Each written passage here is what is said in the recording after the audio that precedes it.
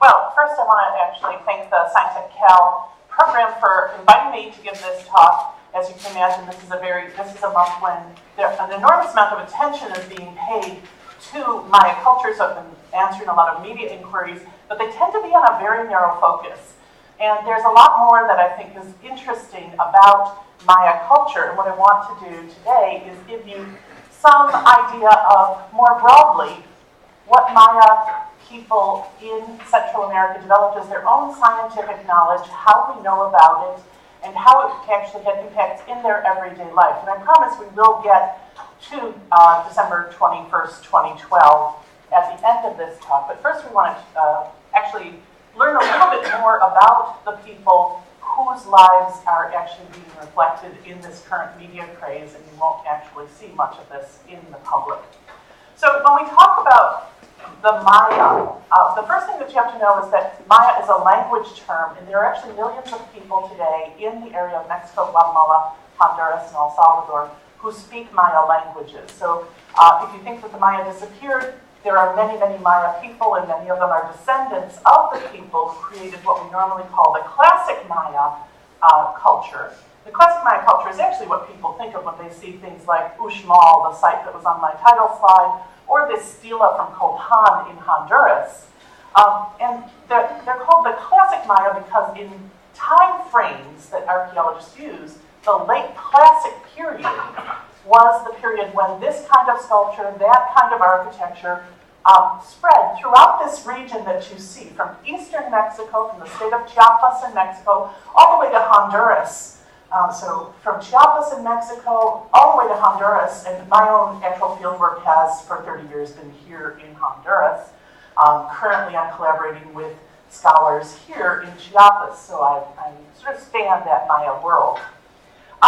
The classic Maya were organized in city-states, so small political units that ranged in size from tens of thousands of people to hundreds of thousands of people, and that were engaged with each other through trade, social relations like intermarriage between ruling families, and various kinds of political relationships, among them warfare.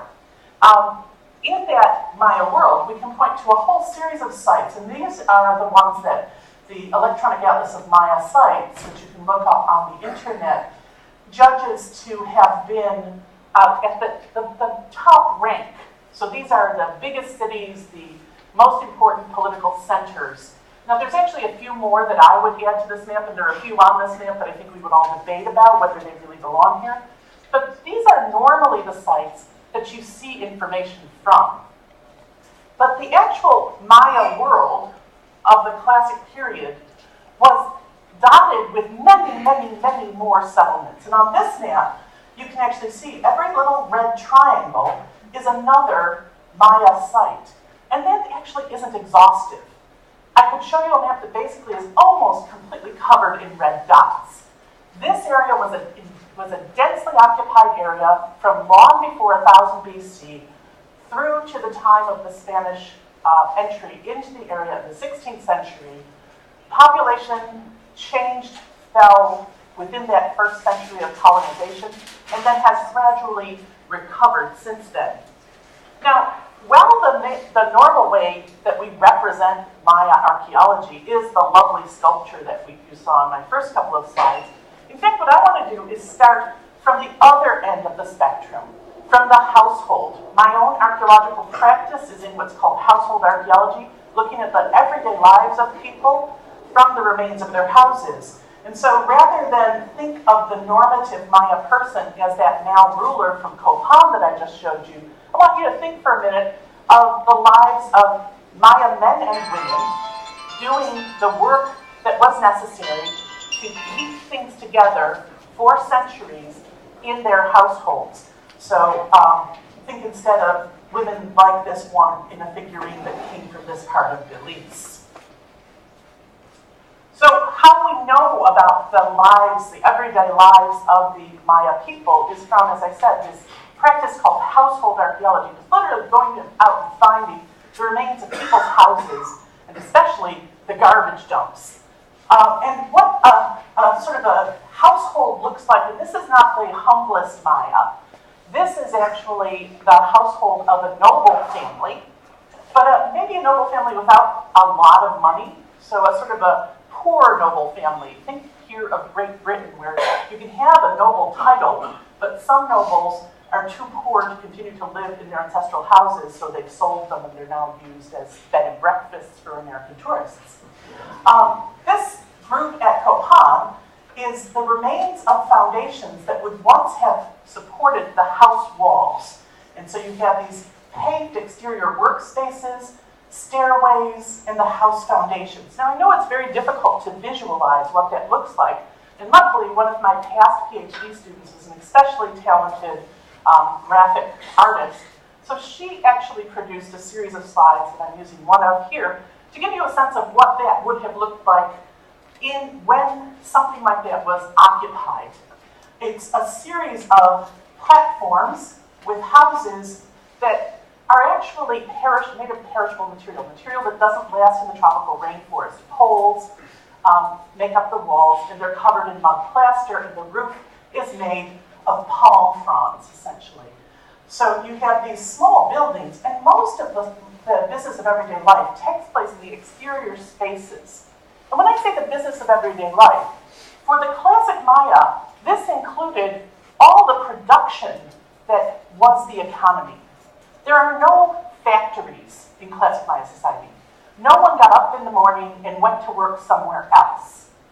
Your job, if you want to think about it that way, was right there in your household. And the excess produce that you made, that you produced, that you wanted to trade with other people came right out of the business of everyday life in places like this. The National Geographic imagines one of these households as it was populated during the classic period. And what I want to do in the rest of this talk is take you from a household like this and show you how scientific knowledge that was harnessed by the Maya in technologies underwrites this image of everyday life among all of the Maya. And so what I'm talking about here is the National Geographic is showing us that exterior working space. There again is that perishable house. They made the roof straw and palm fronds. It's not quite right. And back in the background, you see these terrace walls going up the slope, and those are the agricultural fields. Well, what I'm going to run through here, and it's a subset of what I could talk about in terms of scientific and technological knowledge of the Maya, I'm going to start with how the classic Maya actually managed the landscape, managed land and water to support the agricultural production that supported millions of people, and in fact produced enough food that some of those people didn't have to spend all their time being farmers and could do other kinds of technologies. So we're going to talk first about the science and technology behind the agricultural system. What we might want to call agronomy. If it was in the university today, we'd call it the field of agronomy, so Maya agronomy. And we're also going to talk about the industries, the technologies behind making cloth and making pottery. So there's a lot of pots in here. The basic technologies of everyday life, the things that people use to facilitate their lives in the Maya world, were pottery and cloth and stone tools. And it's very common to read, even in textbooks by those of us who specialize in the Maya, that the Maya never used metals for tools. And I want to caution you against those kinds of, did I just lose the audio? Yeah. Do you want me to do something about that? Yeah, change the battery. Okay, I'm going to change the battery really quickly because we're recording. And while that happens, I will not talk, but I will sing. Okay, this is the thing I'm relatively bad at, so I see that there's a person coming to help me. Thank you. Yeah. So you can enjoy the National Geographic's image here. That gives me an opportunity to say something I should have said at the beginning. Most of the images here come from other places. I've tried to put the sources here. Some of them will be websites, and many of those websites are places that you might want to go and check out for more information. if there's a photograph that's uncredited, it comes from my husband and collaborator in crime, Russell Sheptak, and I have to apologize to him for not thinking that I needed to put his name on his images. Okay, so we're going to talk about agronomy, but we're also going to talk about the material science of the Maya. So how they actually handled the task of taking raw materials and making them into useful things for everyday life. And again, as I was saying, we normally talk about this by comparing the Maya technologies to a certain form of European technology and saying, well, they never adopted metals, so they kept using stone tools, as if there's some cultural imperative or requirement for humans to use a certain kind of material. Similarly, when we talk about pottery, we often say they never invented the wheel, as if they should have, and that's a deficit. But what I want to do is emphasize instead the technological knowledge and expertise that they developed. And then the final thing that I will talk about is, of course, what really brings us all together here, which is their mathematical, astronomical, and calendrical knowledge. And you might think in this everyday house you see no evidence of that, but not so. In fact, what we know is that the houses of the everyday people are oriented according to astronomical knowledge. We know that house sizes and shapes are very regular from very early on, and they undoubtedly use the calculation system that the mathematics that is primarily represented in calendars or dates exemplifies. And we also know that such things as storing surplus from the harvest and figuring out how much to give the king and figuring out what proportion of a field you needed to plant in order to bring the family through the winter, all of that requires the use of the mathematical system. So even though houses of everyday people don't necessarily give us records of mathematical calculations, we have every reason to think that math was pervasive, not actually limited in use to just the esoterics of recording astronomy, calendars, and history. So let's start with agronomy. When I say how the Maya managed their landscape in order to be able to produce surplus so that people could do more than just be farmers, what I'm talking about is how they met a challenge that's very familiar in California. The Maya landscape is in a climate area that has a marked rainy and dry season. So during the dry season, the supply of water all comes from what's available on the ground. No rain, you have to have access to water on the ground. But unlike our experience in California, the Maya lowlands had a large area with no surface rivers. Only towards the southern part do we find surface rivers. And in most places in the Maya area, because it's a limestone geology, the water percolates through below the limestone, and it is primarily available through kind of holes that are punched through. They're called sinkholes when they happen in Florida, which is the same geological formation as Yucatan. In Yucatan, they're called cenotes, which is from the sonot, a Maya word. So the first challenge that Maya people would have had in this landscape is how to make certain they had enough water for all the things they wanted to do, including population centers with large numbers of people. You can spread the people across the landscape where water naturally occurs. But what if you want to have a city and want to have people stay there year-round? You have to have water available. And this slide actually shows the red things are representations of Maya temples, and the white things are the so-called sakbes or roads. What you're looking at is how in a gently sloping terrain, the Maya used natural low areas that they managed. They would actually alter to collect water, but also use their architecture and built it in such a way as to create reservoirs or ponds along with the architecture. Now, much of our knowledge about the hydrology, the science of hydrology as practiced by the Maya, comes from the work of Vernon Scarborough of the University of Cincinnati and his various collaborators. And recently, Vernon Scarborough has been making the point that the way that the Maya managed the water in this terrain actually offers lessons that would be useful today in the world to help keep basically subsistence farmers from suffering so much from droughts. So these are technologies and knowledge of hydrology that have lessons for us today.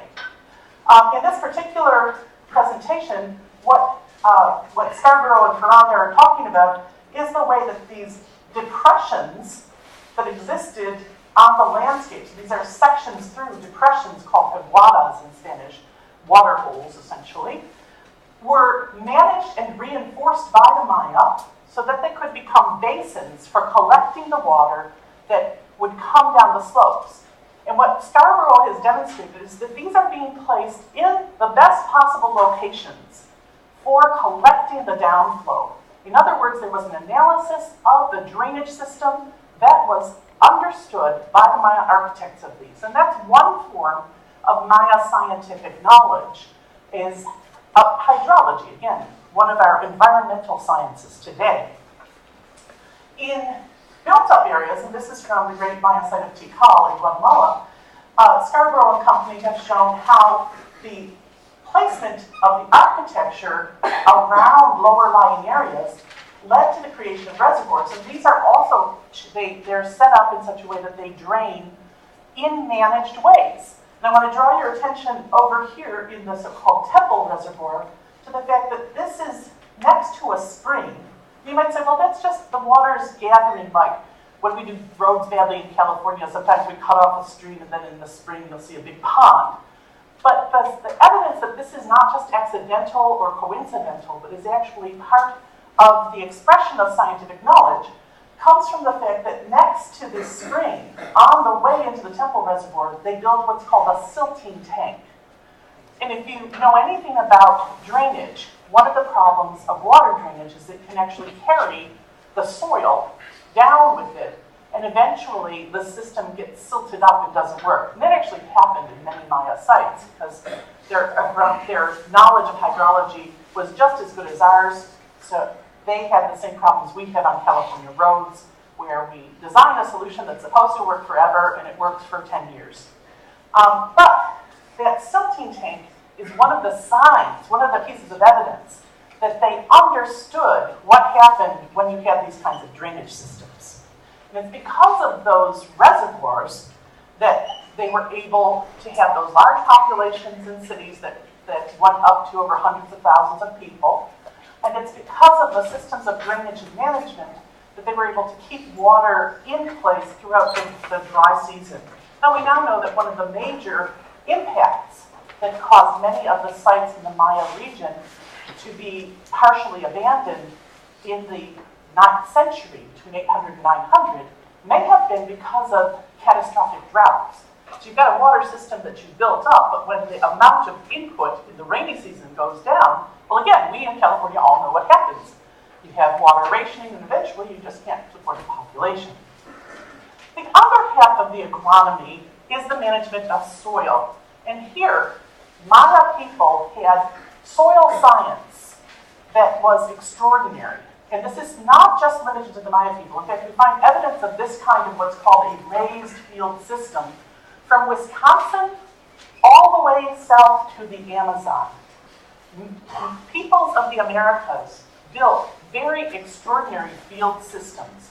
And what they essentially did was dig a series of canals or ditches, take the rich soil from in them and pile it up next to the canals to form what are called raised fields. Now, not only are these raised fields then going to be above the water table during the rainiest part of the year, so you've increased your possible arable soil where you can actually plant plants, but that muck that they're getting up and putting on top is rich in organic material. It's got lots of plants.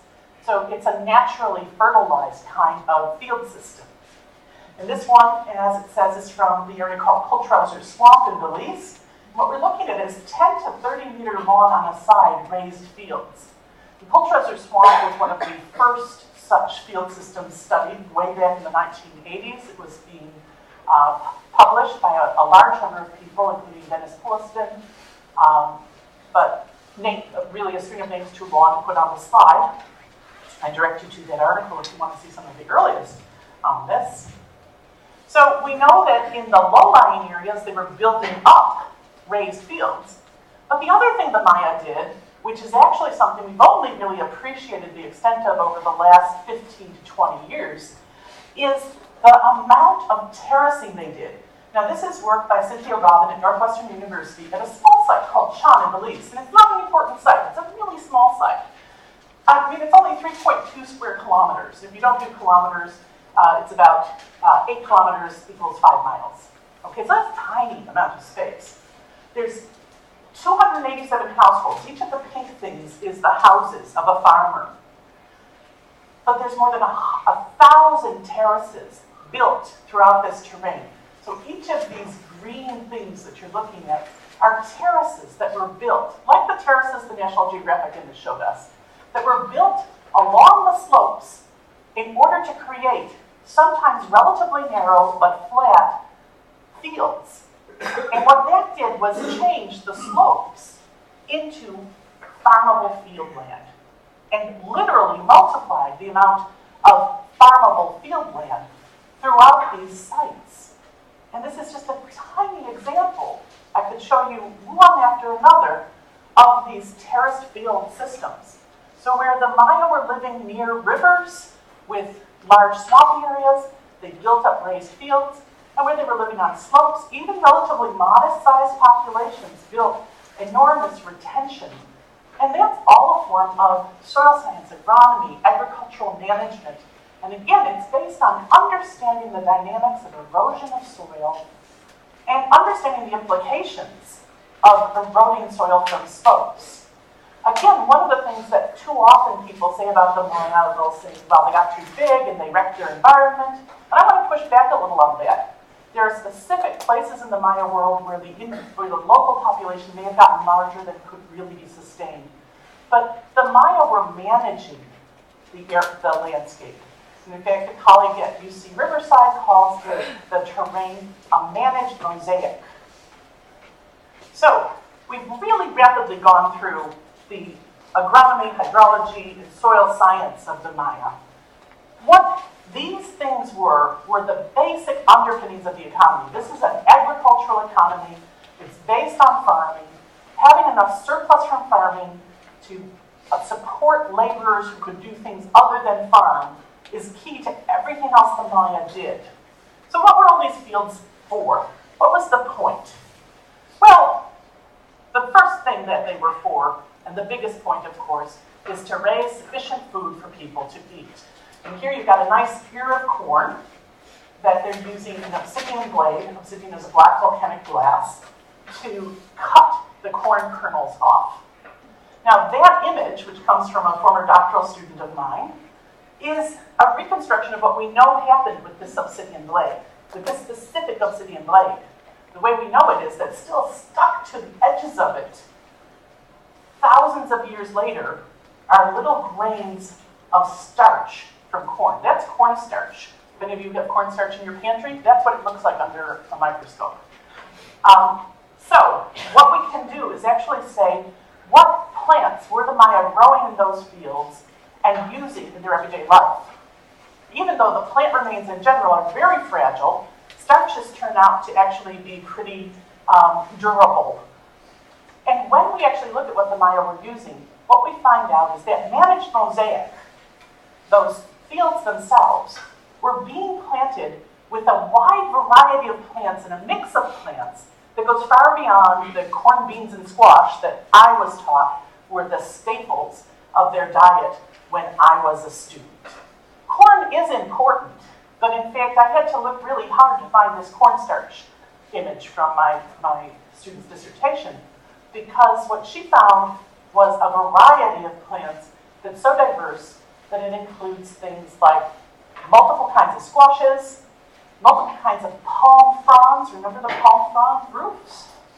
Multiple kinds of fruits, and a variety of other plants that probably were used for more than food. The agriculture of the Maya actually maintained a plant community that was the focus of other parts of their science and industry. So it's not just for food, it's also for medicine. Maya medicine has probably been understudied and under-talked about for one reason and one reason only: bad translation. So if you look here, this is a manuscript that was written using the Roman alphabet introduced by Europeans in the 16th century, but it's written in a Maya language, Yucatec, the Maya language that dominated most of Mexico's Yucatan Peninsula. And what it is recording are things like this. It's a medical manual. Now, the medical practice involved included the use of a wide range of plants. Such a wide range of plants that when the first translations, and these manuscripts started being studied by Europeans in the 19th century, and this translation is basically a late 19th century translation, we didn't even know the plants. So all the plant names in here use European plant names, but they're not the right words. We'd have to put all Maya plant names in there, and you wouldn't recognize any of them. So I decided to use this one because having a whole bunch of letters that you can't pronounce seem to be unhelpful. Because what I want you to focus on is this manual has the bite of a rattlesnake or an asp or whatever snake. We didn't have asps, it's not Egypt.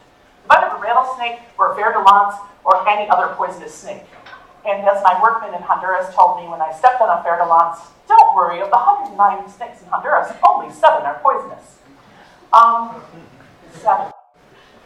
So, if a person is bitten by a rattlesnake, the root of snake squash, as well as the root of meadow gourd, as well as the leaf of not garlic, with 1 crystal of salt, they did have salt, and not lemon juice, that was introduced, are to be found. Then it's to be given to be drunk. The bite hole is to be cauterized with it. If you read it and think about it as medicine, you realize that what you're getting is medical practice that includes plant-based remedies, direct interventions with the wound, with the body, as well as in many other, and this one doesn't happen to have it, in many others, they also talk about the appropriate words to be spoken because they understood that diseases in particular were caused both by natural causes, what you would recognize as natural causes, but also by the malign influences of supernatural beings or ancestors that you had offended. So in many of these, you get a mixture of plant remedies, physical intervention, and saying the right words to tell the deities that you're sorry that you did whatever you did wrong. And because of that last piece, because in 20th century thought, science and religion don't mix, these are normally published and discussed as ritual texts. But I want to reclaim them as medical knowledge, as applied medical knowledge. These things were written down before the 16th century. And if any of you want to take a look at what medicine in Europe was like before the 16th century, it was no different. You had a combination of using traditional plant remedies, using various kinds of physical manifestations, and then also various kinds of beliefs about the malign influences of the planets, not of your ancestors. You know, Mercury had to be rising in the right side of the world for you to get over your venereal diseases. So, I could go on, I could show you many, many such things. In a study done by an undergraduate here at Berkeley, in a course of mine, she was able to show that one section of this particular manuscript actually covers women's health and has remedies for a whole range of women's health issues. Not only that, she was able to look at the plants that we recovered from a site in El Salvador that was sealed by volcanic ash. And she was able to show that the person in that particular site, who we know is a religious practitioner, had all the remedies for women's health issues that were in this manuscript. So they were probably specialist practitioners for different kinds of health issues. If you want to think of them as the first gynecologists, I think of them as the first doulas. So, the plant knowledge that the Maya had, in other words, supported certainly a diverse range of food and everyday subsistence needs, but went beyond that to support medicine, and even beyond that, to support technologies such as cloth production. So in this scene from a palace, a painted vase from the Maya area, you can see various kinds of, these are corn tamales, this would have had chocolate rendered in it. But I want to actually focus our attention on the implied use of plants in the incredible costume.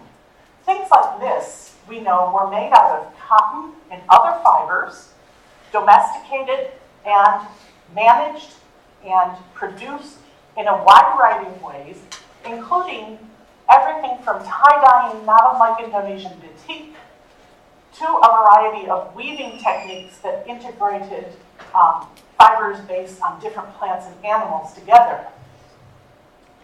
So, technologies of everyday life that Maya people were practicing in that household. Remember the National Geographic's image of the woman with the loom?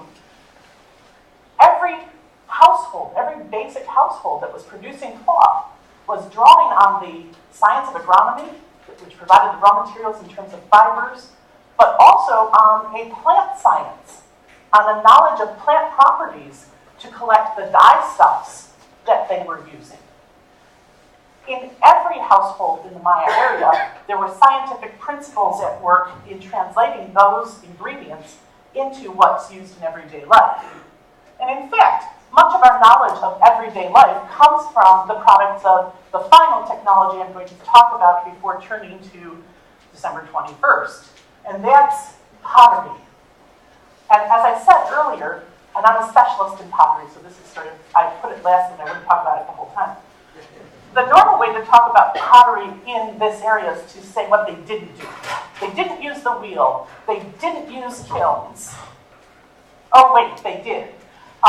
In fact, they used a wide variety of kilns, built on principles different than the European kilns that we use as the normative model. When you start looking at the technology of ceramics in this area, which begins before 1800 BC, you see that in fact it has a different goal than the ceramic technology of Europe. The things that people were interested in doing in the Americas, and especially in the Maya area with ceramics, were to exploit the plasticity, the ability to bend clay into all sorts of shapes and make it stay. So you have a large amount of modeled figures. The ability to control the atmosphere, how much oxygen was available at different points in the firing to produce black and white effects. If you know anything about Japanese raku pottery, what is considered high art in Japanese pottery making today. It wasn't necessarily to produce large volumes of standard, uniform, high-fired products to sell through marketing. Much ceramic production took place within these households, and the exchange was, the firing itself was small scale. This is a meter wide, this kiln. And the exchange probably was between household and household.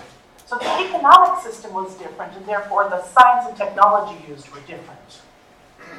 But I know that's not the main reason you're here, because you probably have never heard any of that before. Even when I give talks about this, and I'm a household archaeologist, normally I start with these kinds of images. And I try and talk to you about households while showing you carved lintels from palaces. So carved lintels from palaces, lintel is the thing over a doorway, and carved standing monuments have dominated the public image of the Maya. And for that public image, what speaks to scientific knowledge is the use of the writing system that you see throughout here, and the use of the number system, which is right here. I'm going to show you a little bit more of that in a second, to record specific dates in an ongoing calendar system that's one of a several calendar systems the Maya developed that, among other things, recorded their astronomical knowledge. Now, some of what we know about this part of Maya scientific knowledge comes from the monuments themselves, but truly our breakthroughs came in the 19th and early 20th century from 3 perishable manuscripts that were sent in the early colonial period back to Europe. And you're looking at one called the Dresden Codex because it's preserved in Dresden today. The other 2 are the Paris and the Madrid Codex. They went back to Spain basically as trophies of conquest to the royal family of Spain, which was also the royal family of Europe. And these were rediscovered in the 19th century. The page you're looking at here actually has astronomical calculation tables here that allow you, and this is the sign for star, and in this case it's the great star, Venus. This is one of the so-called Venus tables that allowed the Maya to track where Venus would be in the sky throughout time and to calculate into the future where Venus would be. They had tables for lunar eclipses, solar eclipses, and tracking multiple planetary bodies. This is the kind of knowledge that made it possible for us to first begin deciphering their writing system, because the way those astronomical bodies work is universally reconstructible. So as long as we understood their numerical system, we could figure out what those tables were doing. And that was the first route into Maya knowledge. Unfortunately, it took us a century before we understood the writing around those numbers and so on.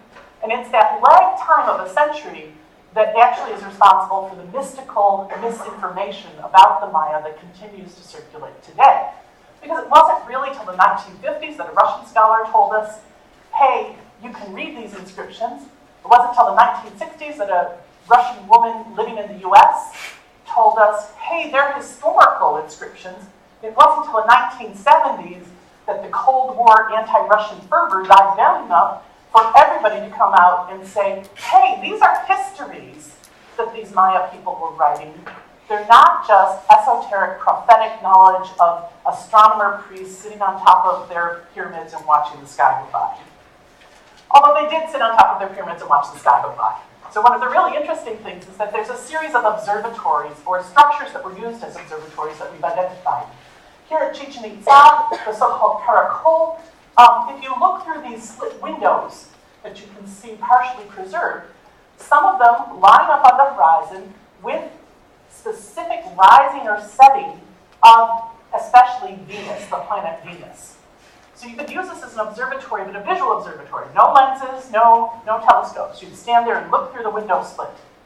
Similarly, the tower at the Palace of Palenque in Chiapas had certain windows where you could look out. And in observatories like this, often on the inside, you'll find the sign for star or Venus near such windows, basically telling you, look here for Venus. And it's a sort of a rule of thumb. If a building looks odd in these sites, we think maybe it was used for observation. But it doesn't have to be a really odd building like those two. What the Maya were actually doing is shown in these two images, actually from Tony Avini's book, Skywatchers of Ancient Mexico, and I did have the thing in, but this is obviously I got the wrong version of my PowerPoint. Sorry about that. You have an observer, and there's pyramids. They're looking across the pyramids and watching every day as the sun comes up and goes down, or as the moon comes up and goes down, or as Venus comes up and goes down. Actually, that's east, so they're going this way. You all know this. The sun rises in the east. I just did it backwards because I don't know why west is towards me. So they're watching this, and over the course of a year, the sun doesn't rise and set in precisely the same place on the horizon. Anybody who's watched the sunset and get closer and closer to Mount Tamalpais knows what I'm talking about. Well, the Maya noticed that in fact, on December 22nd, this rising and setting reached its southernmost point on the horizon, and on June 21st, it was further to the north, and in March and September, it was right in the middle.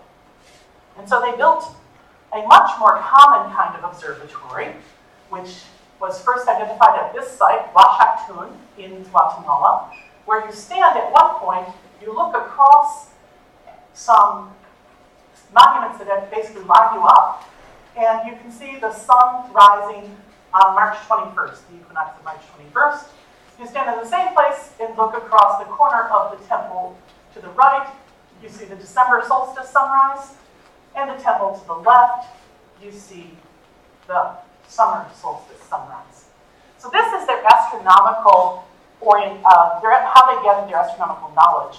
Building places where they could watch the rising and setting and count How many days were elapsed between one of these events and another? We know that's what they're doing. We knew that. It was implicit in these things. But as of this year, we have something fabulous because we found one of their workrooms at the site of Choltun, Guatemala. An interior space that had been filled in with dirt was cleared. So it had been filled in with dirt to build another building on top of it.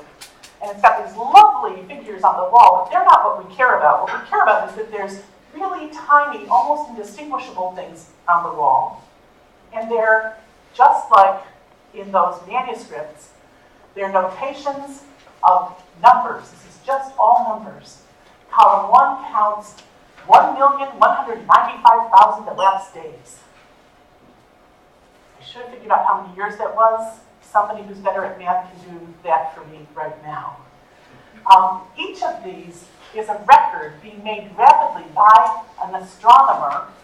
That's the only people who need to count that many days, to project forward into time or backward into time what was going to happen in the night sky or the day sky, but probably the night sky.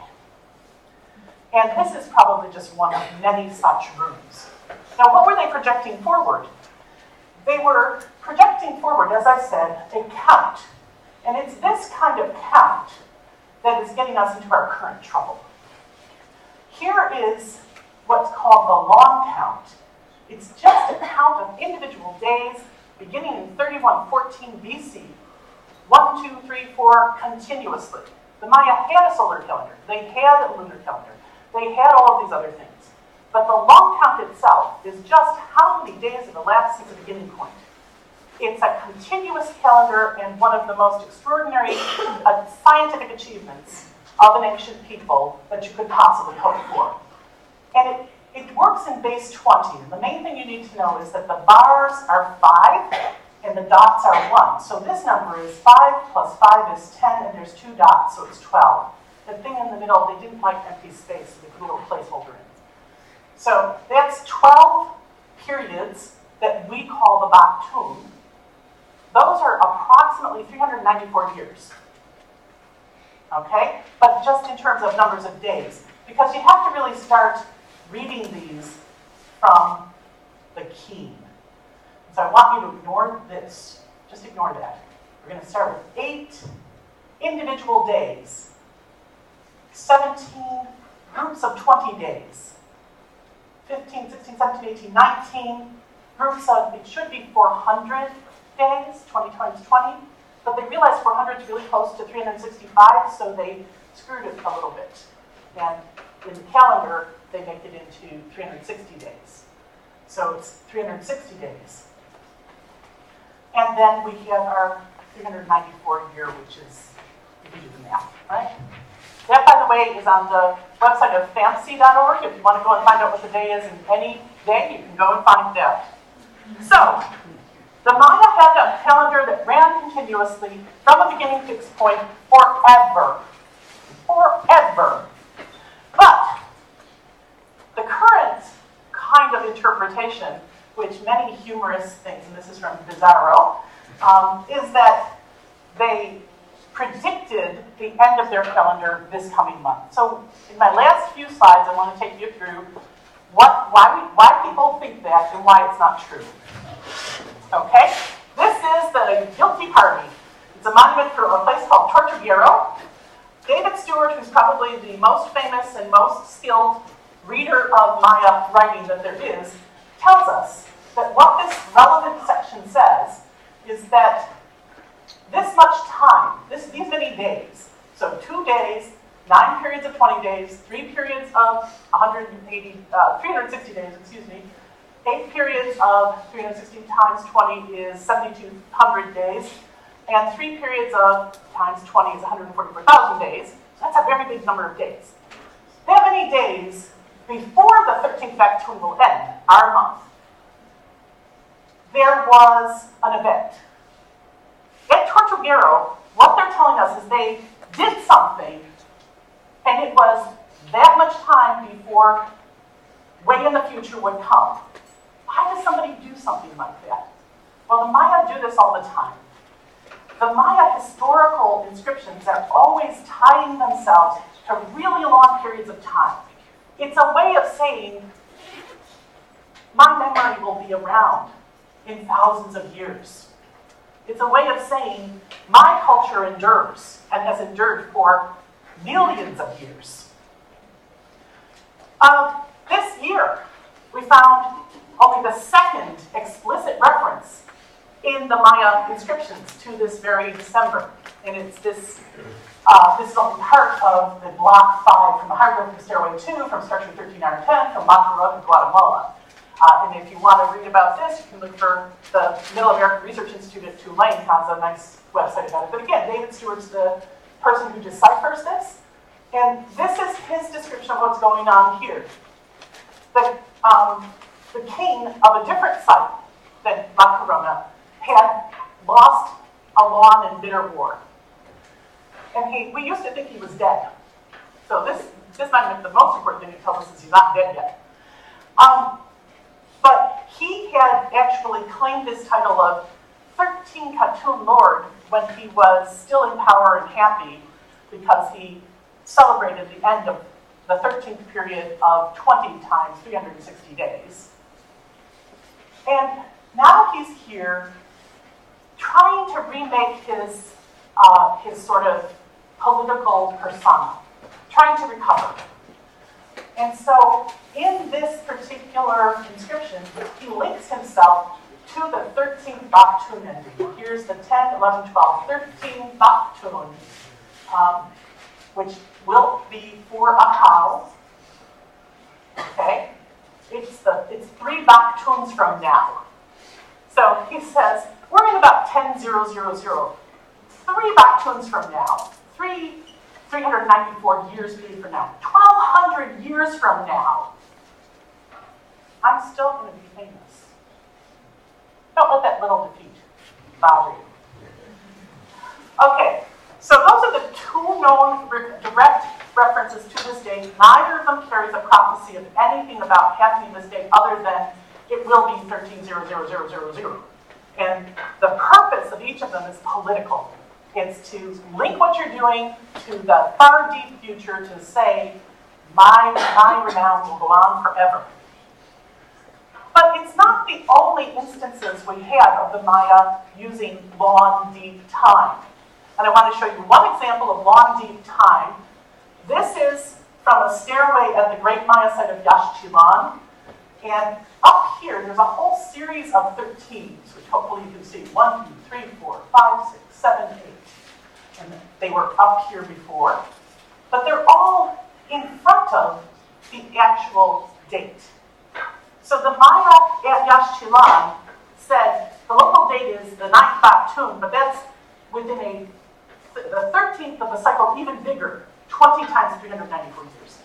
And that's within the 13th of a cycle even bigger, 400 times 394 years. And do that 8 times and figure out what you've got there.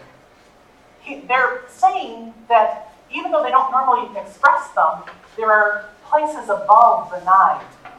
That implies there's places above the 13 or the 12 that we're in right now.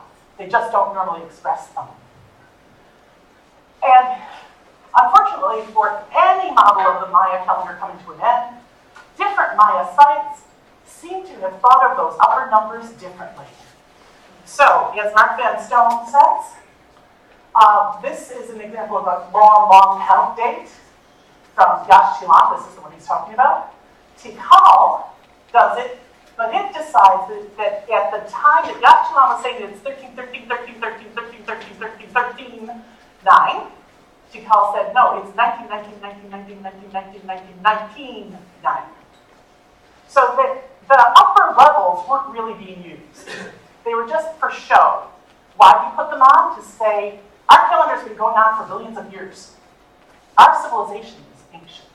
How ancient can you get? At Palenque, we have something even more interesting, because this is one that gets into the future. At Palenque, they record the date 4774 AD. So for the Palencanos, at least, the world is not coming to an end. This is the inscription at Palenque, in this little part in here. links the coronation of the current ruler to 20 Baktuns in the future. Way, way in the future. Plus 8 days.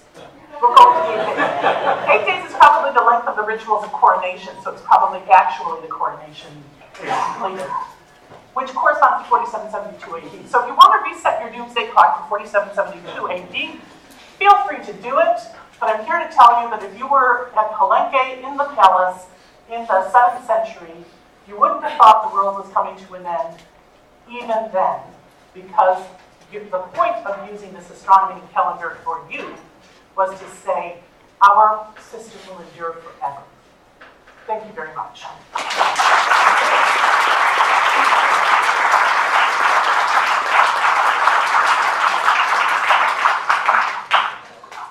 Okay, questions?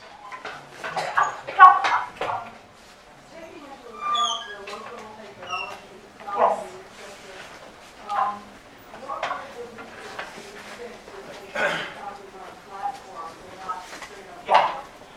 It's a great question. The question is, why were they building their houses, the basic houses, raised on platforms? And this is typical of the classic period. They didn't do it earlier as a routine thing, and they didn't do it later as a routine thing. But let's start with before the classic. Some people raised their houses up on platforms, and those people tended to be the higher-ranking people in society. So one of the things that you were doing by raising your house up on a platform was making it more visible, maybe asserting a little status. So that might be where it began. And then, keeping up with the Joneses, everybody starts doing it. And if you are really higher status, you have to build a bigger one and a bigger one. It's sort of an arms race. And you get to the point where there's at least some of these large domestic structures at Copan that if you walk up the stairway, first of all, it's very steep, you can't see into it. So it would have actually produced the effect of making you feel like you were unimportant compared to the person. They stopped doing it after this time period. In the post-classic, it's one of the reasons we have less archaeology of the post-classic, is that houses tend to be on ground level again. It does, of course, serve a pragmatic purpose in those areas that flood, but mainly what they did to avoid being in the flooding zones was not build in the flooded land. So that is another part of their agronomical knowledge. They didn't put their houses in the floodplain per se. If it was, they raised it up. Yeah? Yeah, the relations between the various city-states are probably what most of the last 30 years of research on the Maya has been about. So what we know is that city-states were each independent. There's no point where we have an overarching Maya empire, although in the early 20th century, that's the way archaeologists talk about it. Instead, some Maya city-states tried to enter into military alliances. And they had two major ways of doing this. One is to enlist other city-states through intermarriage. So you'd send usually daughters from a high-ranking site out to lower-ranking sites to marry the local king. And then the queen outranks the king at that point. And the smaller site becomes an ally, if not a vassal. So you form these coalitions of a higher-level site with dependent sites. But the other way they did this was sometimes in coalitions of peers. So sites that weren't saying, I'm your subordinate, got together, usually in military conflict against another site that they saw as getting a little bit too aggressive. And very late in the 700s, the 8th century, into the 9th century, we see a few sites that actually conquer and eat up other sites. They really incorporate them. So warfare and intermarriage were the two major political tools that we see in the inscriptions. And of course, the other thing that bound them together was the exchange of commodities. The sites that were near the jade sources had easier access to the jade. You could move it out to the other sources. The sites that were near the volcanic stone sources had easier access to that and could move it over. Sites that were where cacao, chocolate grew, could move that around. So you have these three things. The economic exchange is largely reflected in the record by things themselves, and secondarily by the painted pottery, which sometimes shows these bundles of tribute goods being around. Did they have road systems? Oh my God, yes. I actually have a student whose thesis in Mexico before he came here was about road systems. They had explicitly paved road systems that usually are radial. They have a center and then the roads go out to other places. So the city-state is bound together. And we have a few that actually go further. And then they have unpaved routes of communication. And one of the things my student Flavio has studied is the unpaved routes of communication as well. And those routes sometimes follow a least effort path, but also will follow lines of already existing relations. Way back in the bed. Yes. Is there any place in the glyphs that actually state the return of the fire serpent god Kukulkan as No. to the end of days? That's an easy one, no. Okay. Yeah, there is no fire serpent god in classic Maya at all. Then where did that term come from? It's from the manuscripts that were in circulation in the 16th century, and it was put together by 19th and 20th century Western scholars who amalgamated poorly understood sources, and now we're paying the price. So that is just a myth. There's multiple traditions, and we glommed them all together, and there's a very complex set of things to talk about there, and there's books about it. So nothing came out of the Popol Vuh, the Popol Vuh does not talk about the return of a fire serpent. It doesn't talk about Kukulkan. It does say in the beginning of time there was a feathered serpent that was curled in the waters of the deep, and when the gods started things. Oh, okay, thank you. And we equated those things. Yeah? Yes, thank you. How were the inscriptions deciphered? Is classical Mayan related to... How were the inscriptions deciphered? This is a really good question. The Maya, there are multiple Maya languages. Okay, historically there have been about 24 Maya languages. So they are, there's branches as distinct as the Germanic branch of Indo-European from the Celtic branch of Indo-European. So we're talking about languages that can be quite distant from each other. When decipherment of the actual linguistic content started, took place in the 1950s, and most people would, with the Soviet scholar Yuri Fedorov, who had been a cryptographer in World War II, he was using those paper manuscripts, which, for a variety of reasons, he knew came from Yucatan. So he used the Maya language Yucatec, which was good. There wasn't a lot of linguistic information about Yucatec. He didn't necessarily understand it 100%, but he was able to use the grammar of Yucatec. As a cryptographer, it gave a pattern, and he was able to say, okay, given this little caption over a picture should be a sentence. In Yucatec, the verb comes first. So the first thing should all be verbs. And from that flowed an enormous amount of things. It's a really complicated story, which I'd love to talk about, but to actually do it justice requires its own hour or weekend. Yeah, sorry. Yeah. Apparently we don't have any kind of detailed political history with actual individual names of generals and combatants, etc. Is that because they didn't write history, or is it because it was destroyed?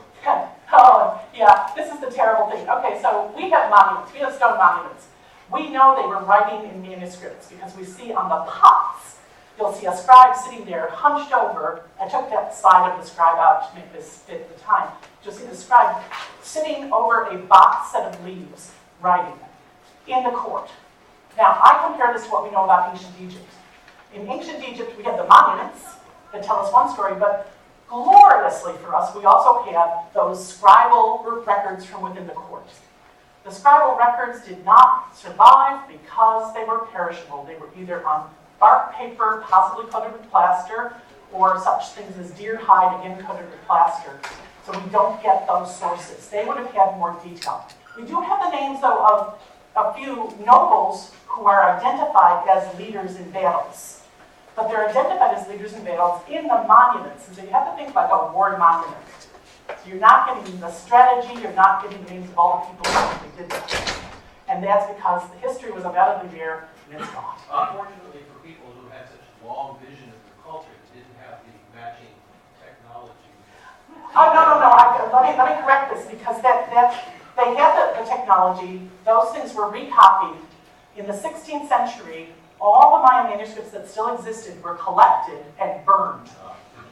And they were burned by a priest who's also, and this is the irony of history, he's our main Rosetta Stone for the writing in the calendar system. because he burned all of these things because they were idolatries and lies of the devil. That's a quote. But then he was called home to Spain to account for his terroristic tactics, and he wrote a book to defend himself. And in that book he said, I burned all these things, but I kept all the knowledge. So here's all the knowledge of how the calendar works, here's how the writing system works. Everything that was recorded in those books is evil, but here's how the thing worked. Yeah. And although it took us a while to figure out exactly his misunderstandings of that system, without Lambda we wouldn't know this, but because of Lambda we don't know things. Way back in the back and then up here in the front. Did there exist a kind of war games? Did there exist a kind of war games we call took place instead of actual? Based on the Aztecs, who we know much more about because they were actually the people the Spanish first encountered and wrote copiously about. And one of our problems is that the Spanish wrote about the Aztecs, and then once they understood the Aztecs, they just sort of applied that template to everybody else. So you get to other people and they just basically say, it's just like the Aztecs. And we know that they're not exactly like the Aztecs. But the Aztecs had what they call flower wars. Flower wars were formalized wars. They took place on battlefields away from the towns between long-term traditional enemies. And they did result in death, but their main purpose was to allow for the capture of captives from the other party. So that kind of formalized warfare may be what's being reflected in many of these monuments, and certainly in many of the scenes that seem to show people dressed up for warfare and attacking other people. When you look carefully at them, they're holding spears and attacking other people, but they're also dressed in these huge feathery costumes, and these are probably actually pageants of war. But we have no doubt that actual attacks on other cities took place. Among other things, at the site of Dos Pilas in Guatemala, we can see hastily erected walls that borrowed stones from other buildings and that cross other buildings to create an enclosed space in the center of the city. So those did happen among the Aztecs, but not the Mayas? No, I'm saying that we probably did have flowery wars among the Mayas as well as all-out war. The Aztecs also did all-out war. Because I think there are a couple of books out on that, aren't there? There are lots of books on this. Yeah. I mean, if you want to read any of this stuff for the Maya, you're going to find a ton of books. Yes. Yeah, but I want to be very clear myself here that you want to watch out for the point where even the scholar uses the Aztecs instead of the Maya because we don't have the data from the Maya. So I'm going to be the more honest scholar and say, we think, yeah, but we don't know. I said you next. Back to households. Yes. Did they have domestic animals? Very, very good question. Domestic animals were quite limited in the Americas, but they had domesticated turkey and dog. And both of those were food animals. They didn't domesticate any larger land animals. The actual candidates around them were not particularly good for domestication. They were deer or tapirs, neither of which are actually particularly good for domestication. And yet, we have evidence of deer that were corn-fed, and we have imagery suggesting that they did sometimes grab young deer fawns and raise them in essentially captivity. So not domesticated, but kept. Way back to back. Do you have a recommendation for a book to know more about it that's sort of a non-specialist? To know more about which part of the Mayas? General introduction, perhaps, to it. Well, I'm partial to a book which may not be in print anymore by John Henderson of Cornell University. But I'm partial to it because I was a Cornell University undergraduate and he was my supervisor there.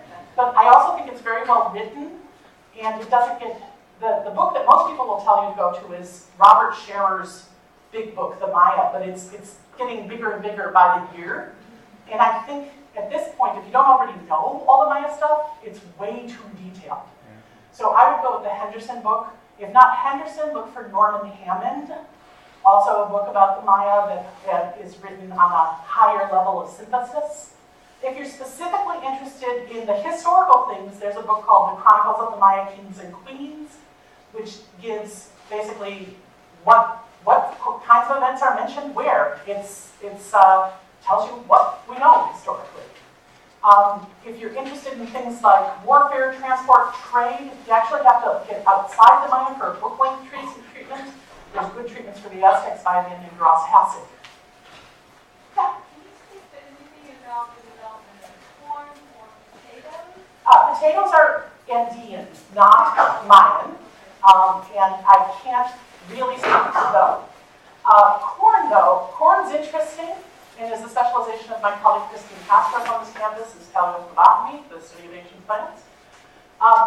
Corn has a history that points to South America as likely where the earliest domestication took place. We have contested, the corn situation in Mesoamerica right now is contested, because we used to say we had very early corn going back to about 7,000 BC, but that was based on dates in cave sediments. And when the corn cobs themselves were tested, they came out much more recent, in the 3000s BC. And that may suggest that corn was late on the horizon for people in this area. Now, genetically, what happened is you have a grass, teosinte, which looks like any kind of a grass you've got around here with a little grassy head, wouldn't be very good to eat. But then through selection, cultivars of it that had a closed head were actually prized, and the seeds that had those genes were actually selected for, and so you end up getting the cob structure, which cannot reproduce without human intervention. We normally say a cob can fall and a few things can raise, but it can't disperse its seeds. It back crosses it with teosinte, so in the area where teosinte, the wild ancestor, is found, which is all of Mexico and all the way to Honduras, if you have a corn field, you can have teosinte as a hedge weed, and the teosinte genes are going to keep coming into your corn. So my long ago professor at Illinois, Donald Lathrop, always beat into our heads that corn really couldn't be developed until you got it outside of teosinte's range. And he was a South Americanist, so he had a particular dog in the fight, as they say, but his argument was that it wasn't until it was South Americanized that you could really do these kinds of things. And then these hybrids came in. I don't know if that's enough information. Yeah, it's a fascinating thing. And again, I would look up Christine Hastorf's name for information, and you're also going to find lots of stuff recently about names. Yeah. Oh, you're the last question. You lucky person. I think Lathrop was also indicating that maybe pottery came along north. Yes. Yes. That's still kind of. The current thinking as a pottery specialist is that pottery is earliest in South America, absolutely, very early in the Amazon, early in northern Amazonia, and early in Ecuador, but that the pottery that we have in Central America is independently invented by people who knew about pottery because of their contacts with South Americans. So we have pottery in Central America by 2000 BC at the latest. Where I work in Honduras, the pottery I've excavated is the earliest pottery in northern Central America. It dates around 1600 to 1800 BC. And that's sort of the time frame. That's about 2,000 years later than it appears in the northern South America area. But it's not made the same way. It isn't the same forms. It's not the same. So it's the idea of pottery that was moving around. And it's not, and the idea of pottery was moving around because these people had very long distance contacts with each other. Fiber temper pottery? Fiber temper is not universal in early pottery, no. It's not even very common in early pottery in Central America. So, thank you very much, and I wish you a good not end of the world, and whatever holidays you have. More information.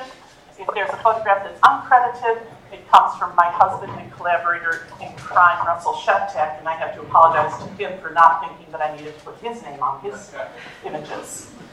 Okay, so we're going to talk about agronomy, but we're also going to talk about the material science of the Maya. So how they actually handled the task of taking raw materials and making them into useful things for everyday life. And again, as I was saying, we normally talk about this by comparing the Maya technologies to a certain form of European technology and saying, well, they never adopted metals, so they kept using stone tools, as if there's some cultural imperative or requirement for humans to use a certain kind of material. Similarly, when we talk about pottery, we often say they never invented the wheel, as if they should have, and that's a deficit. But what I want to do is emphasize instead the technological knowledge and expertise that they developed. And then the final thing that I will talk about is, of course, what really brings us all together here, which is their mathematical, astronomical, and calendrical knowledge. And you might think in this everyday house you see no evidence of that, but not so. In fact, what we know is that the houses of the everyday people are oriented according to astronomical knowledge. We know that house sizes and shapes are very regular from very early on, and they undoubtedly use the calculation system that the mathematics that is primarily represented in calendars or in dates exemplifies. And we also know that such things as storing surplus from the harvest and figuring out how much to give the king and figuring out what proportion of a field you needed to plant in order to bring the family through the winter, all of that requires the use of the mathematical system. So even though houses of everyday people don't necessarily give us records of mathematical calculations, we have every reason to think that math was pervasive, not actually limited in use to just the esoterics of garbage dumps. And what a sort of a household looks like, and this is not the humblest Maya. This is actually the household of a noble family, but maybe a noble family without a lot of money. So a sort of a poor noble family. Think here of Great Britain, where you can have a noble title, but some nobles are too poor to continue to live in their ancestral houses, so they've sold them and they're now used as bed and breakfasts for American tourists.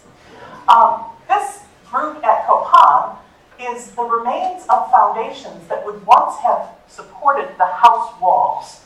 And so you have these paved exterior workspaces, stairways, and the house foundations. Now, I know it's very difficult to visualize what that looks like, and luckily one of my past PhD students is an especially talented graphic artist. So she actually produced a series of slides that I'm using one of here to give you a sense of what that would have looked like when something like that was occupied. It's a series of platforms with houses that are actually made of perishable material that doesn't last in the tropical rainforest. Poles make up the walls, and they're covered in mud plaster, and the roof is made of palm fronds, essentially. So you have these small buildings, and most of the business of everyday life takes place in the exterior spaces. And when I say the business of everyday life, for the classic Maya, this included all the production that was the economy. There are no factories in classic Maya society. No one got up in the morning and went to work somewhere else. Your job, if you want to think about it that way, was right there in your household. And the excess produce that you made, that you produced, that you wanted to trade with other people came right out of the business of everyday life in places like this. The National Geographic imagines one of these households as it was populated during the classic period. And what I want to do in the rest of this talk is take you from a household like this and show you how scientific knowledge that was harnessed by the Maya in technologies underwrites this image of everyday life among all of the families and various kinds of political relationships, among them warfare.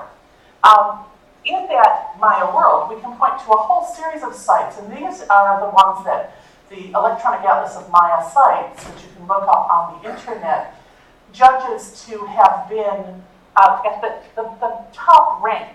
So these are the biggest cities, the most important political centers. Now, there's actually a few more that I would add to this map, and there are a few on this map that I think we would all debate about whether they really belong here. But these are normally the sites that you see information from. But the actual Maya world of the classic period was dotted with many, many, many more settlements. And on this map, you can actually see every little red triangle is another Maya site. And that actually isn't exhaustive. I could show you a map that basically is almost completely covered in red dots. This area was a densely occupied area from long before 1000 BC through to the time of the Spanish entry into the area of the 16th century. Population changed, fell within that first century of colonization, and then has gradually recovered since then. Now, well the normal way that we represent Maya archaeology is the lovely sculpture that you saw in my first couple of slides. In fact, what I want to do is start from the other end of the spectrum, from the household. My own archaeological practice is in what's called household archaeology, looking at the everyday lives of people from the remains of their houses. And so rather than think of the normative Maya person as that now ruler from Copan that I just showed you, I want you to think for a minute of the lives of Maya men and women doing the work that was necessary to keep things together for centuries in their households. So think instead of women like this one in a figurine that came from this part of Belize. So how we know about the lives, the everyday lives of the Maya people is from, as I said, this practice called household archaeology. It's literally going out and finding the remains of people's houses, and especially the Garden Maya. And so what I'm talking about here is, the National Geographic is showing us that exterior working space. There again is that perishable house. They made the roof straw and palm fronds. It's not quite right. And back in the background, you see these terrace walls going up the slope, and those are the agricultural fields. Well, what I'm going to run through here, and it's a subset of what I could talk about in terms of scientific and technological knowledge of the Maya, I'm going to start with how the classic Maya actually managed the landscape, managed land and water to support the agricultural production that supported millions of people, and in fact produced enough food that some of those people didn't have to spend all their time being farmers and could do other kinds of technologies. So we're going to talk first about the science and technology behind the agricultural system. What we might want to call agronomy. If it was in the university today, we'd call it the field of agronomy, so Maya agronomy. And we're also going to talk about the industries, the technologies behind making cloth and making pottery. So there's a lot of pots in here. The basic technologies of everyday life, the things that people use to facilitate their lives in the Maya world, were pottery and cloth and stone tools. And it's very common to read, even in textbooks by those of us who specialize in the Maya, that the Maya never used metals for tools. And I want to caution you against those kinds of, did I just lose the audio? Yeah. Do you want me to do something about that? Yeah, change the battery. Okay, I'm going to change the battery really quickly because we're recording. And while that happens, I will not talk, but I will sing. Okay, this is the thing I'm relatively bad at, so I see that there's a person coming to help me. Thank you. Yeah. So you can enjoy the National Geographic's image here. That gives me an opportunity to say something I should have said at the beginning. Most of the images here come from other places. I've tried to put the sources here. Some of them will be websites, and many of those websites are places that you might want to go and check out. Well, first I want to actually thank the Science at Cal program for inviting me to give this talk. As you can imagine, this is a month when an enormous amount of attention is being paid to Maya culture, so I've been answering a lot of media inquiries, but they tend to be on a very narrow focus. And there's a lot more that I think is interesting about Maya culture, and what I want to do today is give you some idea of, more broadly, what Maya people in Central America developed as their own scientific knowledge, how we know about it, and how it actually had impacts in their everyday life. And I promise we will get to December 21st, 2012 at the end of this talk. But first we want to actually learn a little bit more about the people whose lives are actually being reflected in this current media craze, and you won't actually see much of this in the public.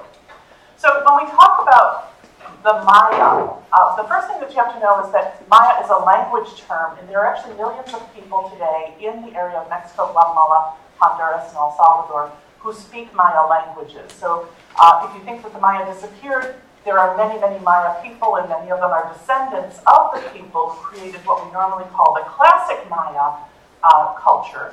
The classic Maya culture is actually what people think of when they see things like Uxmal, the site that was on my title slide, or this stela from Copan in Honduras.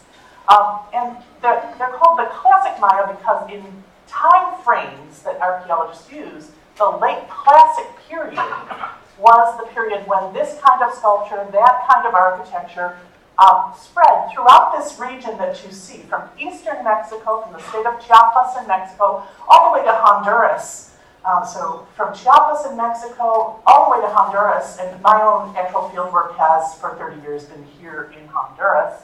Currently I'm collaborating with scholars here in Chiapas, so I sort of span that Maya world.